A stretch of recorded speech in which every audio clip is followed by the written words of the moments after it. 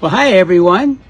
Today I thought I'd tell the story about the day I wrote Creedence Clearwater Revival.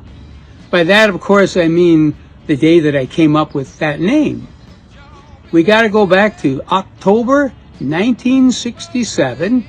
The band had been called to the house of Saul's aunts, who said he had some news for us. When we got there, Saul explained that he was the new owner of Fantasy Records, and he wanted to sign our band to the label. Well, the first words out of our mouth were, okay, but we want to change our name. Now, we had been named the Gollywogs by Fantasy Records when the first single came out in 1964, surprising us that it actually said Little Girl, was the name of the song, by the Gollywogs, who we didn't know who that was. We thought it was a mistake. We labored under that name for 3 years or so and pretty much hated it the whole time we had that name. So we explained to Saul's aunts, we got to change the name. It's really important to us. He said, okay, you got to come up with a new name. And of course, we set about trying to do that. Between October and December, we must have come up with hundreds of different names. They didn't seem to be suitable. I know that at the time I felt that we were having a resurgence or a renewal.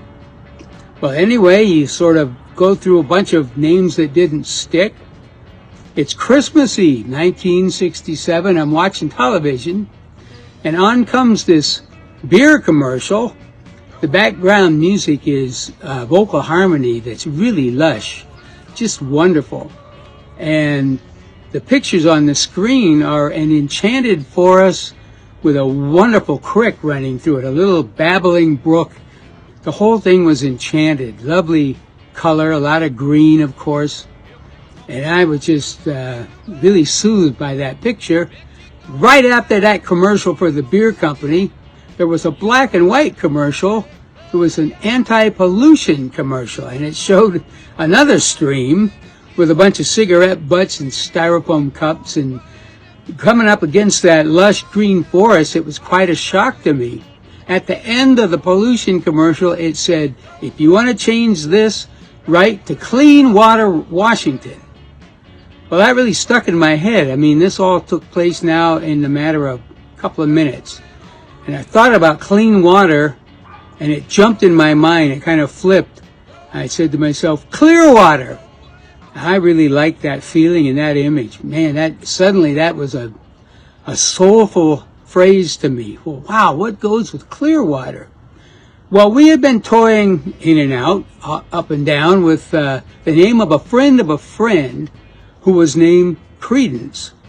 It was quite an unusual name for a person, we thought, but we never found any way to actually use that, so it got discarded. Along the way, I think Stu came up with the name Hardwood for the band, and at some point I think Doug wanted to call the band Gumby, so you can see that we still had our work cut out for us. But there I was sitting watching this television commercial on Christmas Eve with the idea of Clearwater refreshingly in my mind, and suddenly I decide, well, what? Clearwater Creedence? No. Creedence Clearwater. Whoa, that really sounded pretty cool to me, but it didn't sound quite complete. So remember, I've been toying with this idea of resurgence or renewal, and suddenly the idea of revival came across my radar. I said to myself, Creedence Clearwater Revival.